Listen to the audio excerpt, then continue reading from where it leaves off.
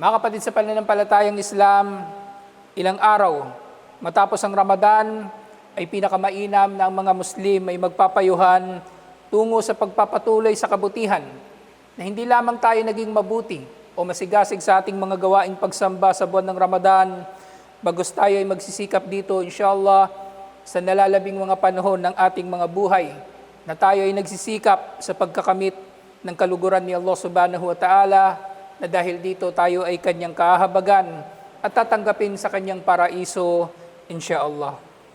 Mga kapatid sa pananampalatayang Islam, nalalaman nating lahat na mayroong tatlong antas ng pagiging Muslim.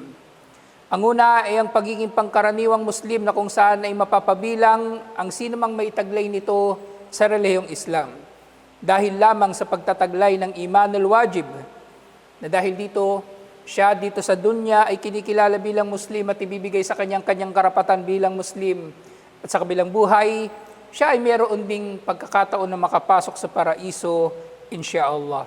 Imanul wajib, na siyang paniniwala sa lahat ng mga pangunahin na mga pinaniniwalaan sa Islam. Subalit meron pang mas mataas dito, ang pagiging mu'min, ang pagiging mananampalataya na inilalarawan bilang imanu bil ghaib, na ang mananampalataya ay may tuturing na kabilang sa mga ito kapag sila ay nananampalataya kahit sa mga hindi nakikita o kaya sila ay nagsisikap sa mga gawaing mabubuti kahit pa ang mga bagay na ito nga ay kabilang sa mga hindi niya masyadong nauunawaan, subalit dahil sa kanyang pananampalataya ay pinagsisikapan pa rin niya. At pinakamataas ay ang ihsan na inilarawan ni Propeta Muhammad sallallahu alaihi wasallam, ang ta'budallaha ka'annaka tarahu, ang sambahin mo si Allah na para bang nakikita kanya, fa in lam takun tarahu fa innahu yarak. At kung hindi mo man siya nakikita, ang ihsan, ang sambahin mo si Allah subhanahu wa ta'ala na para bang nakikita mo siya, na kung hindi mo man siya nakikita, ay tunay na nakikita kanya. Ang ihsan, mga kapatid sa pananampalatayang Islam, ay maaaring mauunawaan sa kahulugan nito. Subalit, maaari rin itong maunawaan sa kahulugan nito na antas ng pananampalataya nga at gayon din sa pagpapabuti ng anumang gawain na siyang pinuri ni Propeta Muhammad sallallahu alaihi wasallam sa ilang mga hadith. Kabilang dito, sinabi ni Propeta Muhammad sallallahu alaihi wasallam, "Idza tawadda'a ahadukum fa ahsana al-wudu." Sino man sa inyo ang magpahusay sa kanyang pagsasagawa ng wudu, thumma kharaja ila al-masjid, at siya ay pupunta sa masjid, la yukhrijuhu illa as-salah, na walang nagpalabas sa kanyang bahay liban na lamang ang pagnanais na magsala.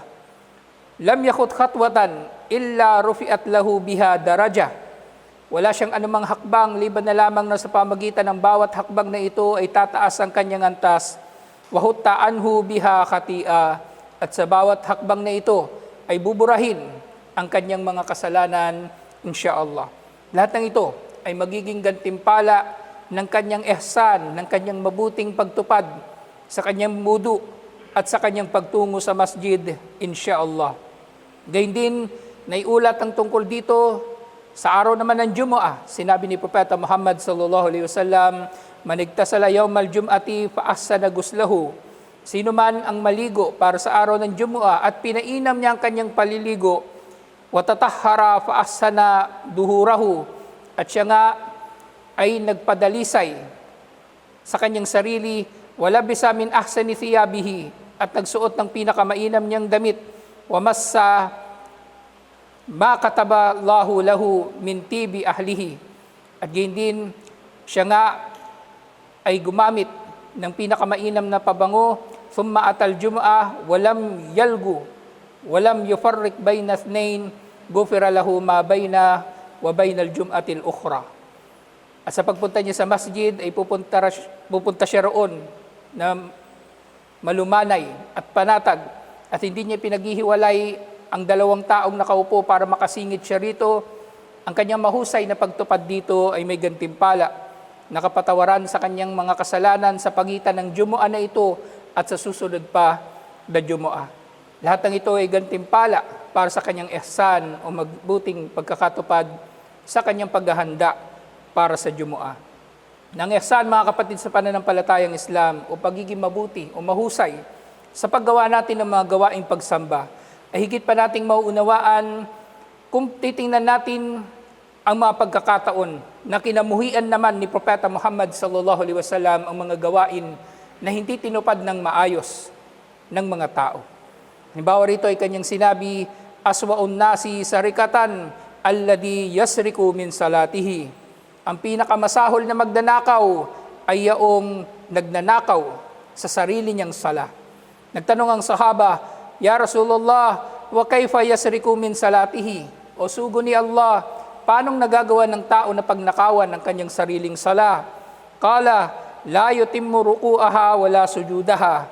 Ang tao na ito ay yaong hindi niya ginagawang maayos, hindi niya ginagawang kumpleto, hindi niya ginagawang panatag at taimtim ang kanyang ruku at ang kanyang sujud.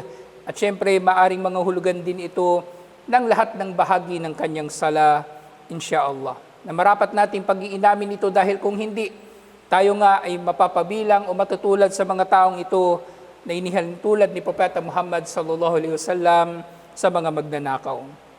Gayun din, sinabi ni Propeta Muhammad sallallahu alaihi wasallam, innar rajula la yansirifu wa ma kutiba lahu illa ushru salatihi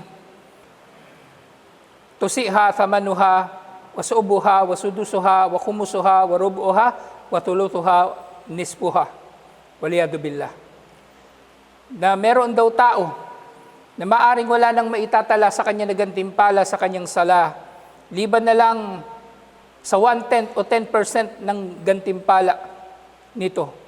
O maaari rin naman ang kanyang magkakamit na gantimpala na lamang dito ay 1/8 o kaya ay 1/4 o kaya ay iba pang mga bilang nito hanggang sa kalahati na lamang nito at iba pa dahil sa kanyang hindi pagpapainam sa kanyang sala.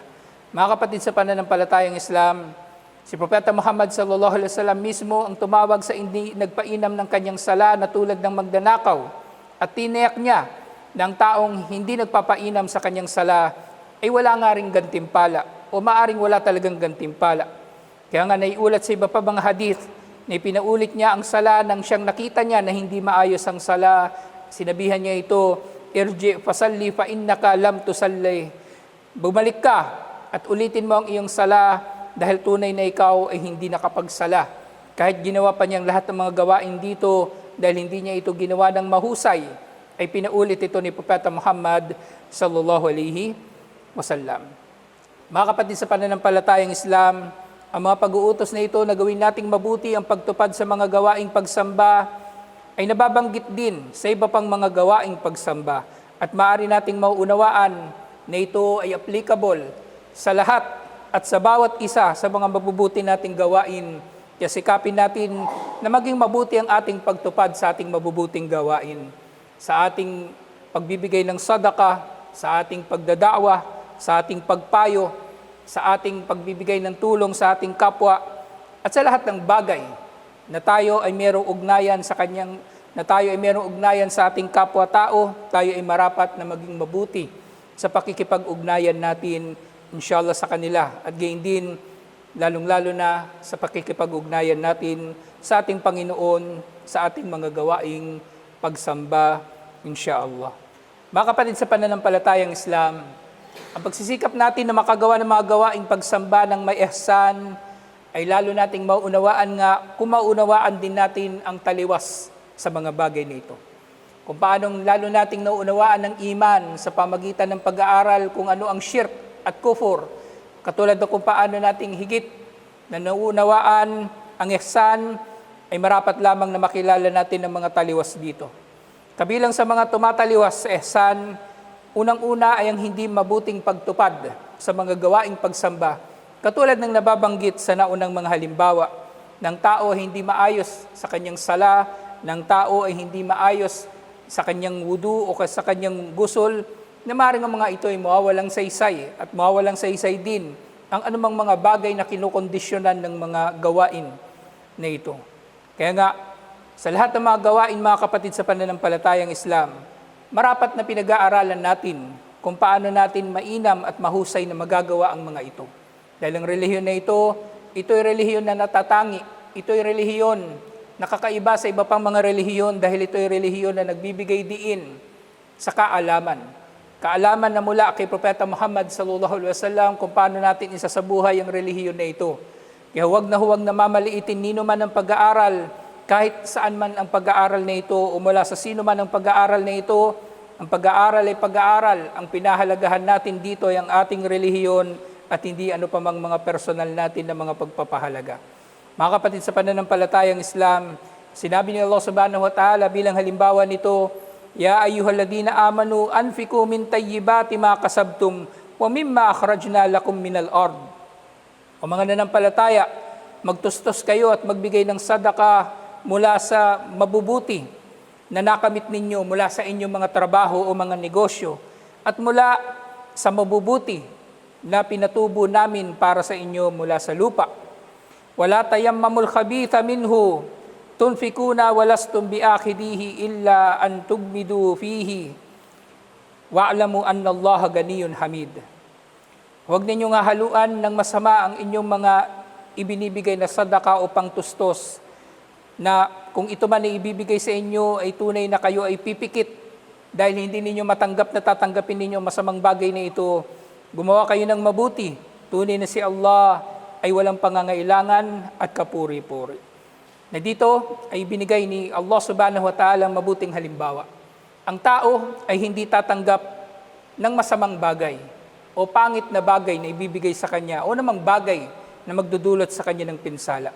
Kaya marapat nang ibibigay natin kay Allah o ang ilalaan natin kay Allah ng mga mabubuting gawain ay gagawin natin sa pinakamabuting gawain, pagkakatupad na hindi hinahaluan ng anumang kasamaan o kasiraan, dalisay at puro na mabuting gawain na iniaalay natin kay Allah subhanahu wa ta'ala na gayon din nga ginagawa natin ng merong ikhlas, insyaallah, na siya namang kung mawawala ito ay tunay ngang magiging taliwas sa mabuting pagkakatupad sa mabubuti nating mga gawain. Ang maling niya o ang mali na layunin sa pagtupad sa mabubuting mga gawain, mga kapatid sa pananampalatayang Islam, ay taliwas na taliwas din sa ihsan. Kung taliwas sa ihsan, ang pagiging masama sa pagkakatupad ng gawain, ay taliwas din sa ihsan ang maling layunin sa pagtupad sa mabubuting mga gawain. Sinabi ni Allah subhanahu wa ta'ala, وَالَّذِينَ يُنْفِقُونَ أَمْوَالَهُمْ رِئَاءَ النَّاسِ وَلَا يُؤْمِنُونَ بِاللَّهِ وَلَا بِالْيَوْمِ الْآخِرِ وَمَنْ يَكُنِ الشَّيْطَانُ لَهُ قَرِينًا فَسَاءَ قَرِينًا. Yung mga nagtutustos mula sa kanilang mga yaman, nang layunin nila ay magpakitang tao lamang, samantalang hindi naman sila tunay na nananampalataya kay Allah at sa kabilang buhay. Ang mga tao na ito ay hindi nga tatanggapin ang kanilang mabubuting mga gawa, kahit pa ito ay kapaki-pakinabang sa kanilang kapwa. Sino mang kasama ni Satanas, idinugtong ni Allah. Sino mang ituring niya si Satanas bilang kanyang kakampi, ay tunay na napakasama ni Satanas bilang kanyang kakampi. Si Satanas na nagbubulong sa tao, napasamain ang kanyang mga gawain, at si Satanas na bumubulong din sa tao na magkaroon siya ng mga maling layunin sa kanyang mga gawain, waliyadu billah. Mga kapatid sa pananampalatayang Islam, sa pagtatapos nga ng nakalipas na Ramadan, tayo ay marapat na magsikap, na magpatuloy sa pagsisikap para sa relihiyon na ito, nang sa gayon hindi tayo magiging tulad ng ilang mga tao na ang kanilang pagiging mabuti lamang ay nililimitahan ng panahon at lugar kung nasaan sila. Tayo, mga mananampalataya, inshallah, tayo ay Muslim at mga mananampalataya, saan man tayo naroroon, ano man ang panahon, ano man ang lugar, na kinikilala natin na si Allah subhanahu wa ta'ala ay nakakakilala sa ating mga gawain na ito at ang lahat ng ito ay kanyang tinutuos at kanyang ginagantimpalaan, kung hindi man sa mundong ito, ay doon sa kabilang buhay, lalong-lalo na. Mga kapatid sa pananampalatayang Islam, sinabi ni Allah subhanahu wa ta'ala, Hal jazaul ihsani illa al-ihsan. Hindi ba't ang mabuting gawain ay walang ibang gantimpala, liban na lamang din sa kabutihan? Kaya mga kapatid sa pananampalatayang Islam, gumawa tayo ng mabuti, nang sa gayon ay kalulugdan nito ni Allah subhanahu wa ta'ala at maging mabuti tayo, katulad ng kung paanong naging mabuti sa atin si Allah.